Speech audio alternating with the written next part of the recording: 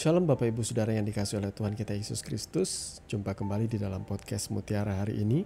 Sahabat bertumbuh dalam saat teduh yang seperti biasa hadir membawa keresahan dan persoalan di dalam hidup, diangkat untuk menjadi renungan yang kiranya membangkitkan kekuatan iman. Bagaimana kabar saudara di kesempatan kali ini? Kami senantiasa berharap saudara dalam keadaan sehat dan senantiasa diberkati oleh Tuhan kita Yesus Kristus. Dan di dalam podcast Mutiara hari ini, kesempatan kali ini kita akan mengangkat satu judul yang menarik, yakni ajaran bidat. Nah, firman Tuhan terambil dari 2 Petrus pasalnya yang pertama, ayatnya yang pertama. Demikian firman Tuhan, sebagaimana nabi-nabi palsu dahulu tampil di tengah-tengah umat Allah, demikian pula di antara kamu akan ada guru-guru palsu. Mereka akan memasukkan pengajaran-pengajaran sesat yang membinasakan. Bahkan mereka akan menyangkal penguasa yang telah menebus mereka. Dan dengan jalan demikian, segera mendatangkan kebinasaan atas diri mereka. Amin. Saudara yang dikasihi oleh Tuhan kita Yesus Kristus, pernahkah saudara ngulik atau mencari tahu apa itu arti dan makna dari kata bidat ya? Apa itu bidat saudara ya? Kalau pengertian sederhana ya, bidat itu berasal dari bahasa Arab bid'ah ya, bidah, yang bermakna suatu ajaran atau aliran yang menyimpang dari ajaran yang resmi ya. Dengan kata lain, singkatnya bidat itu ajaran yang menyalahi atau menyimpang dari ajaran yang benar. Nah, sebagai orang percaya, bagaimana sikap kita terhadap ajaran bidat ya? Kira-kira saudara sudahkah memahami ajaran seperti apa yang bisa dikatakan sebagai bidat di dalam kekristenan ya? Beberapa pekan ini juga saya sampai jenuh ya melihat istilahnya dalam tanda kutip pertengkaran hamba-hamba Tuhan di sosial media dari golongan tertentu membidat-bidatkan golongan yang lain, dan sebaliknya golongan yang lain juga membidat-bidatkan golongan yang tertentu ini. Mereka punya pandangan seperti ini, seperti itu. Dengan kata lain, mereka punya perbedaan pendapat, perbedaan pandangan, perbedaan sudut pandang, dan akhirnya berujung kepada menyatakan bahwa ajaran si A ini bidat. Dan sebaliknya si A berkata bahwa ajaran si B inilah yang bidat. Dan itu jelas membuat kita bingung saudara ya. Nah saudaraku, karena berhubung ini adalah podcast ya, podcast keresahan hati yang saya angkat untuk menjadi bahan perenungan kita, tujuannya ialah supaya kita tidak malas untuk belajar kebenaran firman Tuhan, tidak malas untuk menyelidiki kitab suci kita, supaya kita bisa memahami mana ajaran yang sejati, mana ajaran sehat, dan mana ajaran yang bisa dikatakan bidat atau menyimpang tadi ya. Kalau bagi saya pribadi ya, ajaran bidat itu adalah ajaran yang berakar dari hawa nafsu manusia untuk membenarkan perbuatan-perbuatan dosa yang jelas-jelas disebut di dalam kitab suci itu sebagai dosa, lalu itu dibenarkan untuk dilakukan. Contohnya ya, ini bagi saya adalah ajaran bidat ketika ada orang yang mengesahkan hubungan sesama jenis itu sah atau boleh dilakukan di dalam kekristenan, maka saya akan katakan itu ajaran menyimpang. Itu adalah bidat. Kalau saudara belajar juga sejarah ya, makanya dikatakan di dalam ayat pembacaan kita, sebagaimana dulu ada nabi-nabi palsu tampil di tengah-tengah umat Allah. Jadi penulis surat Petrus ini berkata bahwa sebagaimana dulu itu banyak nabi-nabi palsu, dan betul kalau saudara baca di dalam perjanjian lama itu banyak nabi-nabi palsu ya, yang harusnya mereka menasehati raja untuk mengikuti Tuhan sungguh-sungguh, mereka sebaliknya justru membenarkan perbuatan-perbuatan raja yang menyimpang ya, termasuk hal-hal aneh seperti mereka seperti menyetujui ketika raja yang memimpin pada waktu itu menyembah ilah-ilah seperti Baal, Asitoret. Karena apa? Ya, karena mereka kompromi dengan keadaan dan kenyamanan hidup mereka. Mereka tidak ingin membahayakan kenyamanan mereka sebagai nabi-nabi Tuhan. Tapi mereka lakukan ialah penyimpangan ketika mereka membenarkan perbuatan-perbuatan yang harusnya dosa. Nah, saya juga tidak akan terburu-buru ya menyatakan orang bidat atau orang sesat itu ketika pandangannya berbeda dengan kita ya. Contohnya, hari-hari ini banyak orang menggunakan atau menyebut nama suci Allah Bapa ya, yang huruf besar semua itu ya, Allah atau Tuhan huruf besar ya, dengan sebutan Yahweh. Nah, secara pribadi buat saya tidak sepakat. Saya jujur menyatakan pendapat saya tidak sepakat dengan penyebutan nama Yahweh. Karena saya sendiri menyelidiki ya, dan belajar bahkan dari teolog-teolog yang ahli di dalam bahasa Ibrani, bahwa kata Yahweh itu tidak ada di dalam bahasa sastranya orang Yahudi. Yahweh itu adalah rekaan. Rekaan itu artinya kira-kira, bisa benar bisa tidak. Nah, kalau rekaan atau mengira-ngira lebih baik tidak usah diucapkan. Makanya orang Yahudi itu setiap kali ketemu 4 huruf tetragrammaton Yud He Vav He Ye Hav He Ha, mereka tidak membacanya Yahweh, mereka membacanya sebagai Adonai. Nah, tetapi apakah saya lantas mengecap atau melabeli orang-orang yang memakai nama Yahweh ini sebagai ajaran bidat? Saya kira itu terlalu ekstrim ya. Saya pikir ya, kalau kamu merasa nyaman memanggil Tuhan Allahmu dengan nama Yahweh ya silakan. Kalau saya pribadi sih lebih suka menggunakan bahasa Indonesia, karena saya berhubung tinggal di Indonesia, saya pakai nama Tuhan Allah, atau saya akan panggil nama pribadi yakni Tuhan Yesus Kristus. Ya sudah, bagi saya udah cukup. Saya tetap mengalami kasih penyertaan Tuhan, pertolongan Tuhan di dalam hidup saya. Nah, kemudian sepanjang sejarah ya, ada perbedaan-perbedaan pendapat di dalam gereja, perbedaan pandangan. Yang saya takutkan tuh cuma satu ya. Saya menyadari bahwa motivasi dari gereja di sepanjang masa itu ialah untuk menjaga dan melindungi kebenaran.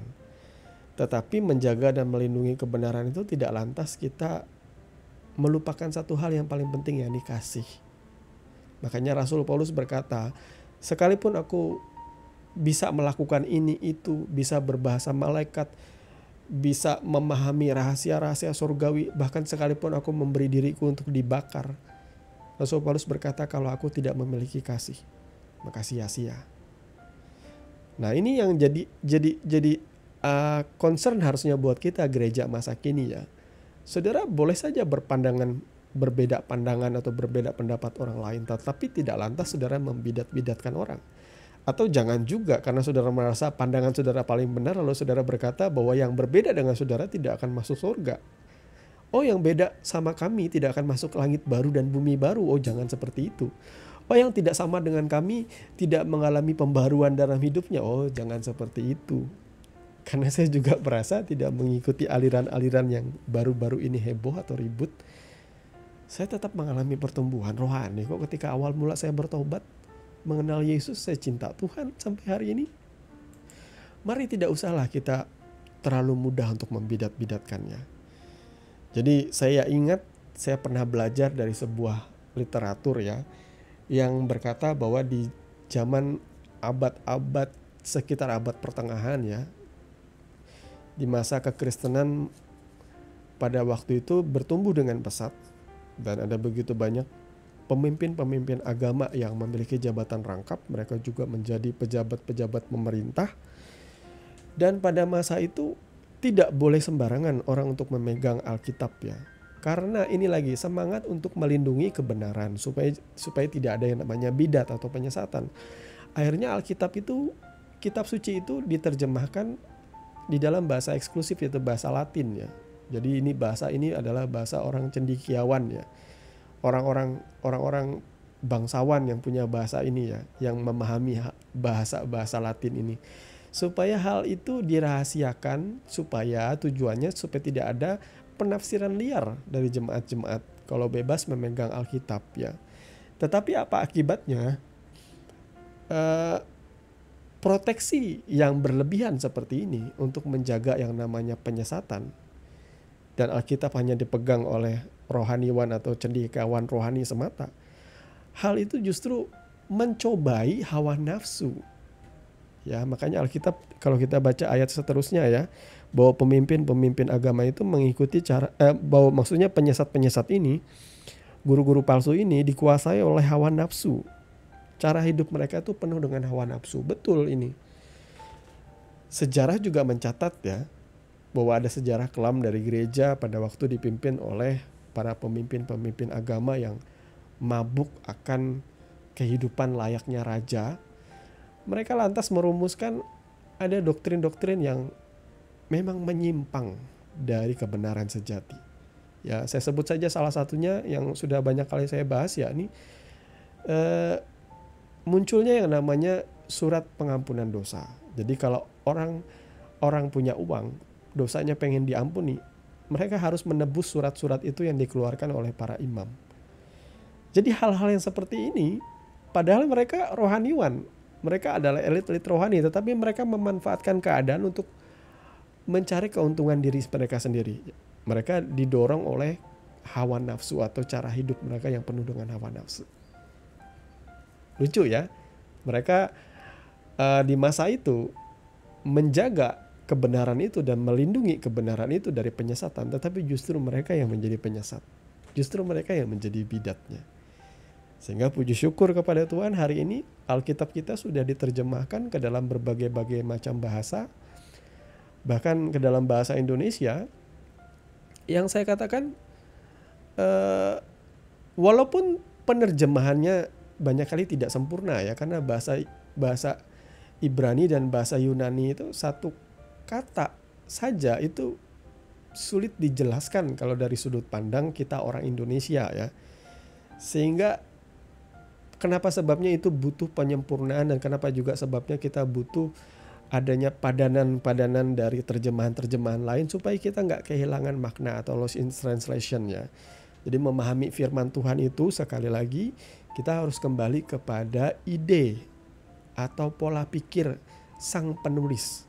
Ya, jadi penulis-penulis ini mereka punya akar Yahudi Jewish ya, sekalipun itu bahasa aslinya Ibrani dan Yunani, tetapi akar pemikiran itu adalah Yahudi.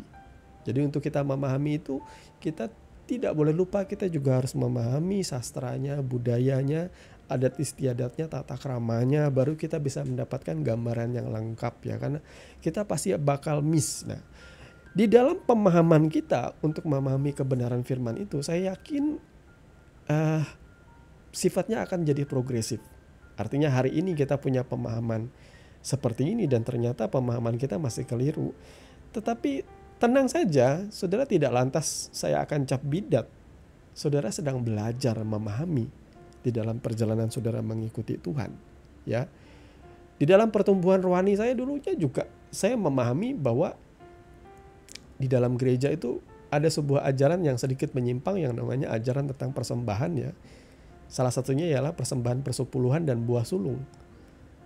Ajaran ini menyatakan bahwa kalau kita melakukan dengan setia, kita akan diberkati, bahkan diberkati berlimpah-limpah. Kalau kita tidak melakukannya dengan setia, maka kita akan dihukum atau dikutuk oleh Tuhan. Nah, ajaran seperti ini penuh dengan ancaman.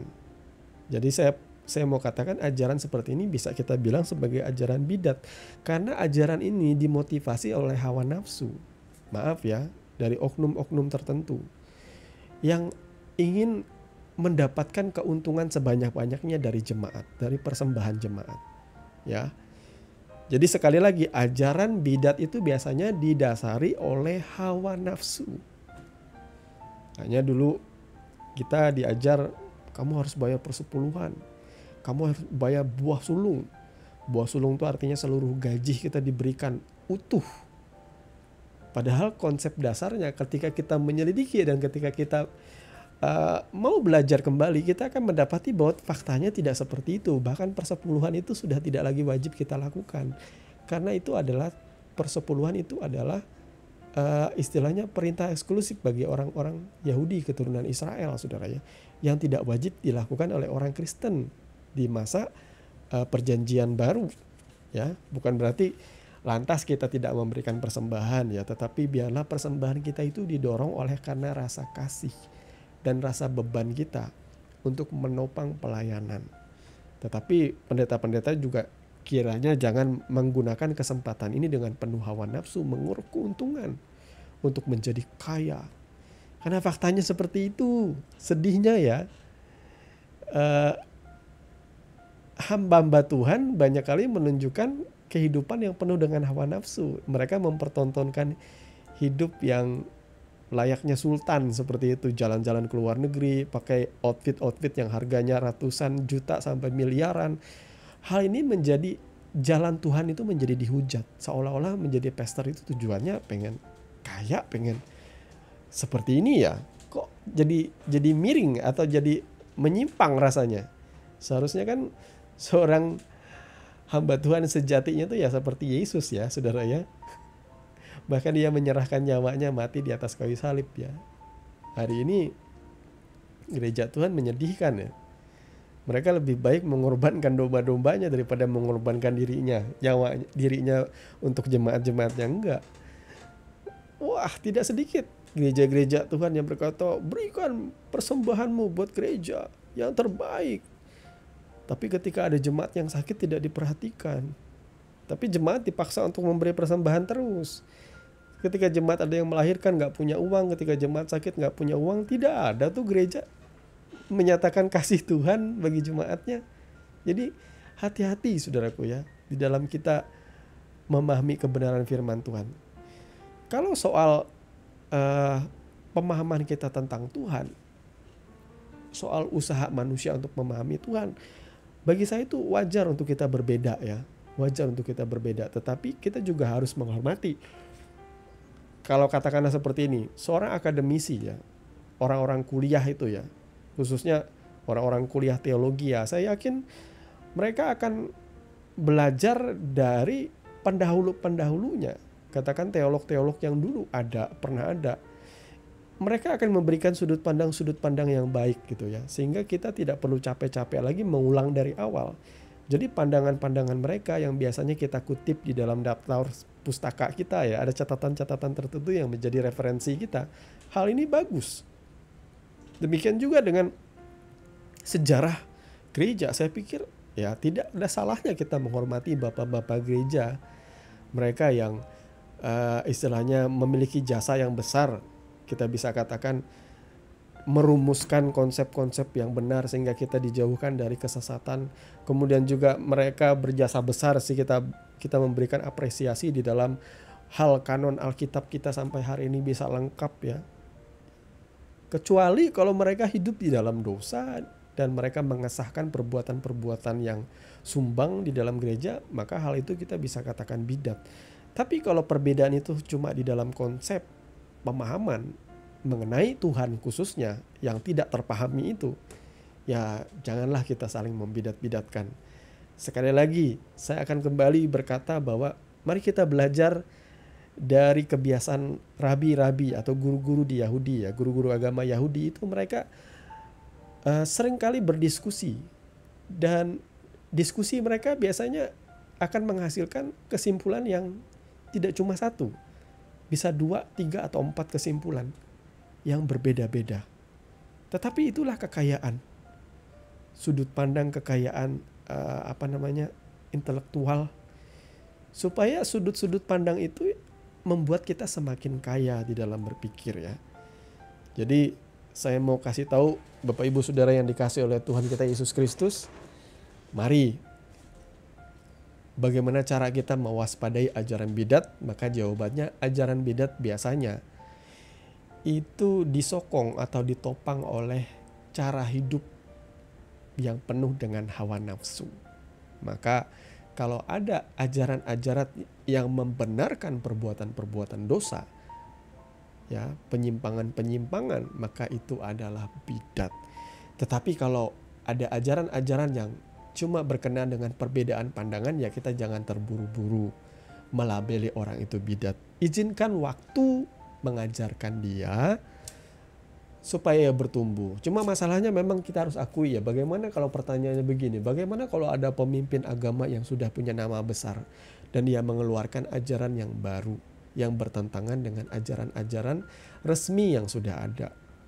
Saya mau bilang ya, mari kita membentengi diri kita juga dengan ajaran yang benar dan pandanglah itu sebagai suatu kekayaan intelektual saja. Ya, contohnya lagi-lagi ini ya, beberapa hari kemarin itu ada seorang pendeta dari Sinode GSKI, yakni Pak Pastor Erastus Sabdono, yang menyampaikan pengajaran tentang logos yang isinya itu seperti mengulang ajaran bidat dari Arianisme ya, dari Arius, seorang Presbyterian kalau tidak salah ya, yang menyampaikan konsepnya bahwa Yesus itu adalah ciptaan ya. Dia memiliki mula, dia adalah ciptaan dari Allah Bapa. Allah Bapa itu maha tinggi dan tidak ada istilahnya tidak ada supremasinya, tidak tertandingi, dan Yesus itu dianggap sebagai ciptaan. Nah, sementara para Trinitarian memandang bahwa Yesus itu setara dengan Bapa. Yesus itu adalah Allah juga, Allah itu sendiri ya. Satu roh, satu hakikat ya. Dan dalam upaya memahami tentang Tuhan ini ya memang membingungkan, tetapi saya juga menghargai pandangan para Trinitarian karena mereka itu masih fresh ya, antara tahun 100 sampai 325. Ya, beberapa pandangan dari katakanlah tokoh-tokoh seperti Athanasius, kemudian juga dari siapa namanya? Saya lupa nama-nama besar di situ. Jadi mereka juga bisa dikatakan masih fresh ya ketimbang kita yang hidup di tahun 2023 ini. Jadi pengajaran dari tahun 100 ya, di zaman murid-murid Yesus sampai dengan tahun 325 itu masih fresh. Bisa dikatakan hitungannya murid-murid awal itu masih seger pandangan mereka. Karena katakanlah seperti orang-orang seperti Athanasius atau Agustinus atau siapapun itu di awal-awal tahun-tahun awal gereja itu, mereka sangat menekankan kepada keesaan Allah. Jadi kalau ajaran Arius itu seolah-olah ada dua Tuhan ya. Ada dua Tuhan, yang satu yang supreme, yang satu yang kecil, atau istilahnya major God sama minor God. Jadi itu akhirnya membuat mencederai yang namanya keesaan Allah, keesaan Tuhan. Jadi konsep Trinitas atau Tritunggal itu sudah yang paling pas lah, karena pada waktu itu diduga ada sekitar 318 uskup yang berkumpul dan di situ punya nama-nama besar semua ya. Walaupun itu diinisiasi oleh Kaisar Konstantin, tidak lantas juga bahwa konsili itu tidak sah ya, karena kita juga sendiri, contohnya di Indonesia, kita ini orang Kristen adalah jemaat minoritas ya, tetapi sekalipun pemimpin negara ini bukanlah orang Kristen, tetapi tidak lantas bahwa pertemuan-pertemuan gereja kita jadi tidak sah ya, atau pengajaran-pengajaran di dalam gereja yang selama ini ada itu tidak sah, seperti itu. Ya, jadi saudaraku yang dikasihi oleh Tuhan, saya bersyukur ya, dan banyak orang bersyukur juga bahwa dengan pengajaran yang disampaikan oleh Pendeta Erastus Sabdono itu membuat orang jadi berpikir lebih serius, pengen mempelajari ketuhanan dari Yesus atau Kristologi, kemudian juga Tritunggal, menyelidiki kembali lah orang-orang. Dan bagi saya pribadi, sekalipun Tritunggal itu tidak sempurna masih ya, karena ada begitu banyak hal-hal yang membingungkan bagi kita, tetapi paling tidak itu lahir dari pemahaman orang-orang di gereja-gereja mula-mula ya, di gereja-gereja awal di tahun 300 itu ya. Jadi bagi saya akan menghormati sejarah dalam hal ini. Kita sebagai anak-anak tidak boleh menjadi orang yang masa bodoh atau tidak menghormati pendahulu-pendahulu kita. Karena saya belajar kalau kita tidak menghormati mereka yang lebih tua gitu ya, pendahulu-pendahulu kita akan jatuh pada kesalahan yang sama.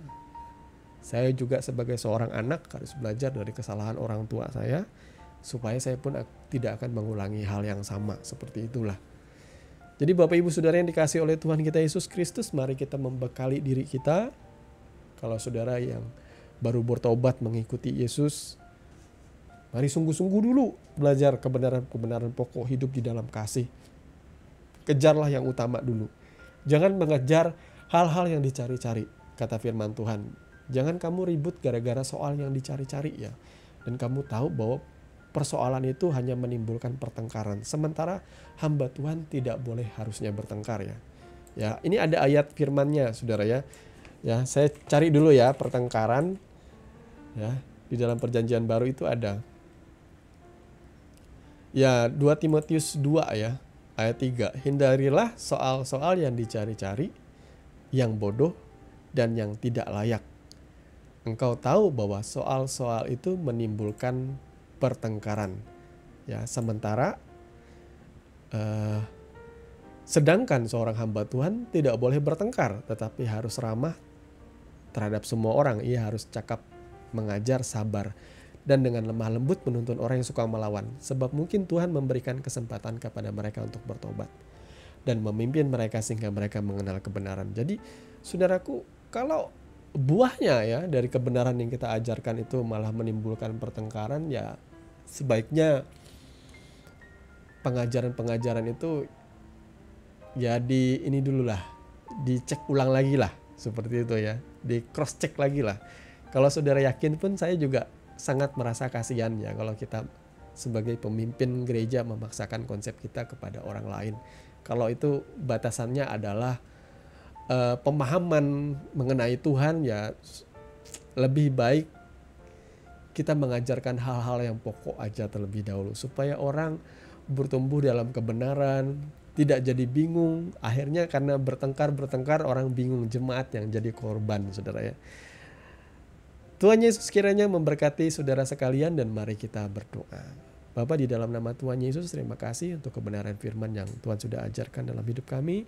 Tuhan tolong kami, pimpin kami, sertai kami, tuntun kami Tuhan, supaya kami boleh memahami kebenaran itu dan bertumbuh di dalamnya. Tuhan ajarkan kami untuk kami boleh membedakan mana ajaran bidat, mana ajaran yang tidak sesuai dengan kehendak-Mu yang menyimpang Tuhan, supaya kami bertumbuh di dalam kebenaran-kebenaran pokok firman Tuhan dan tidak disesatkan oleh ajaran-ajaran yang menyimpang. Terpujilah nama-Mu, di dalam nama Tuhan Yesus kami berdoa. Haleluya.